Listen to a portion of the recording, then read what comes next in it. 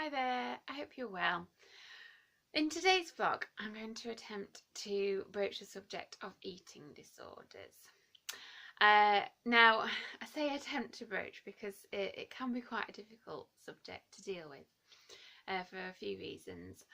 Partly because there's a lot of different reasons that can kind of underlie why people have eating disorders, and also because I know a bit from personal experience when I've tried to broach it in the past with people that I've thought have had a disorder. You know, it can be met with a little bit of a frosty reception sometimes.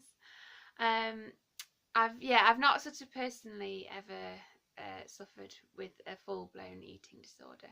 There was one time when I was injured when I got a little bit silly in terms of restricting calories because I didn't want to put weight on through when I couldn't train, but it just went totally the opposite way. But anyway, I'm not going to talk about that today.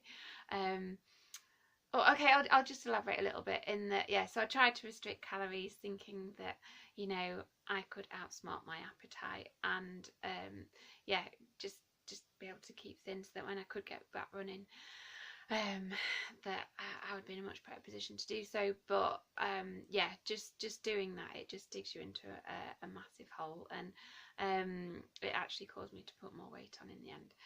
So, I suppose it can relate a little bit, even though it wasn't a full-blown eating disorder. It can relate a little bit, because if it's taken to an extreme with a disorder, then there's far more issues that can result. But anyway, as I say,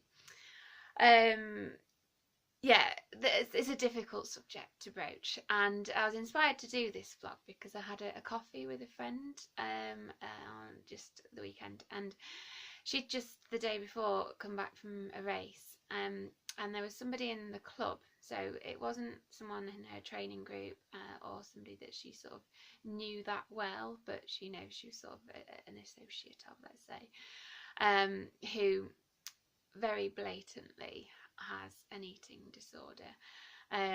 She says it's just sort of painful to see her in her racing gear.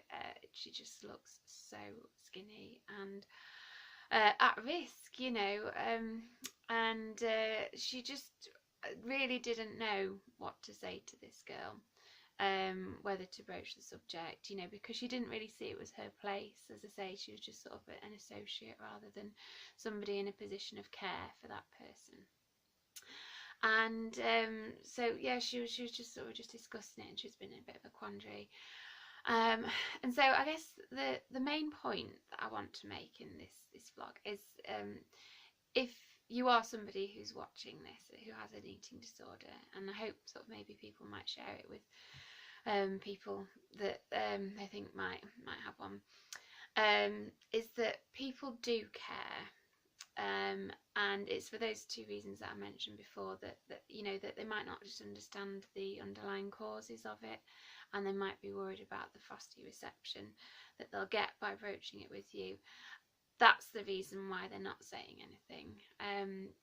It's not because they think it's good that you're thin and probably running faster at the moment, but believe me, that will change.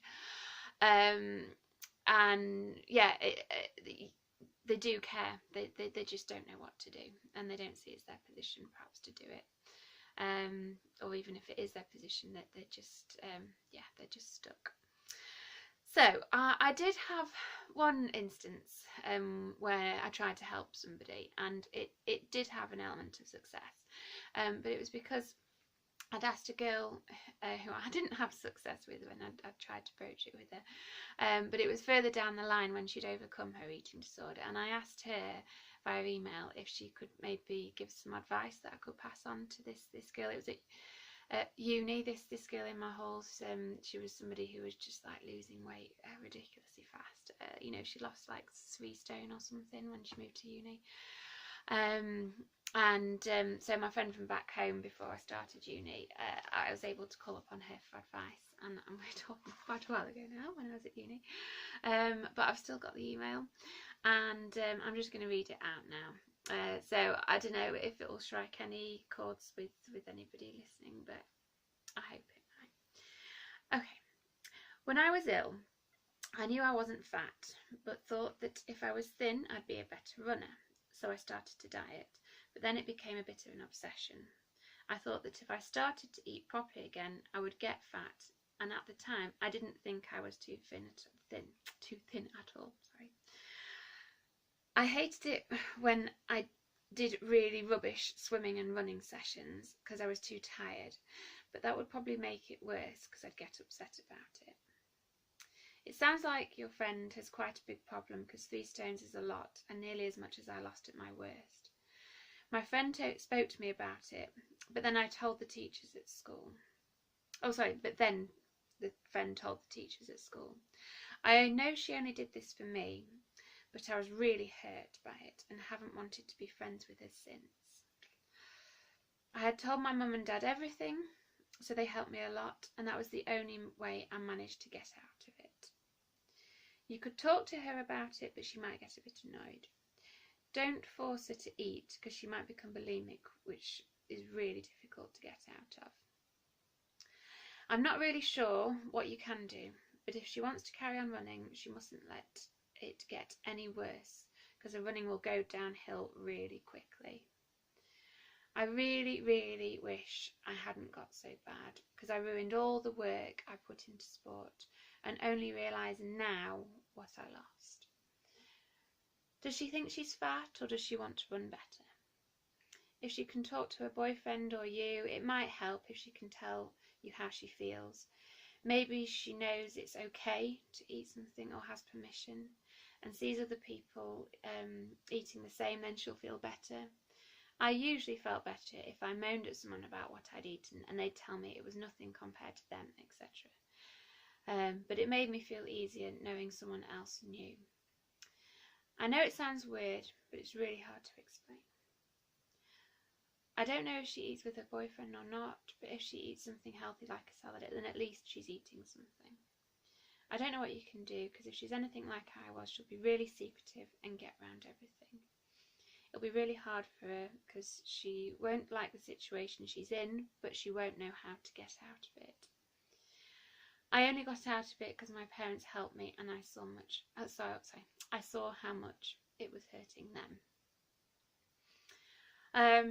So yeah, as I say, I hope that might help.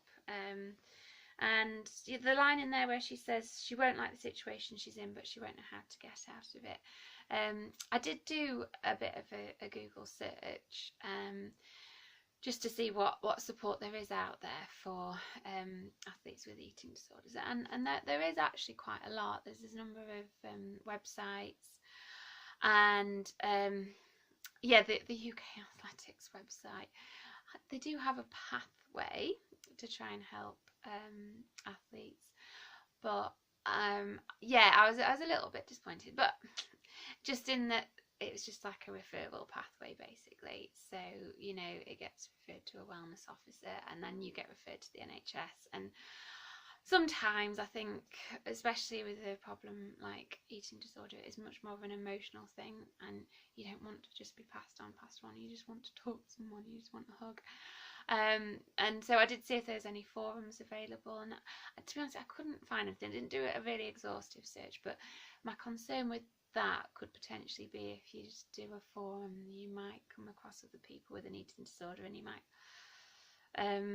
kind of encourage each other to keep going, or maybe not, I don't know.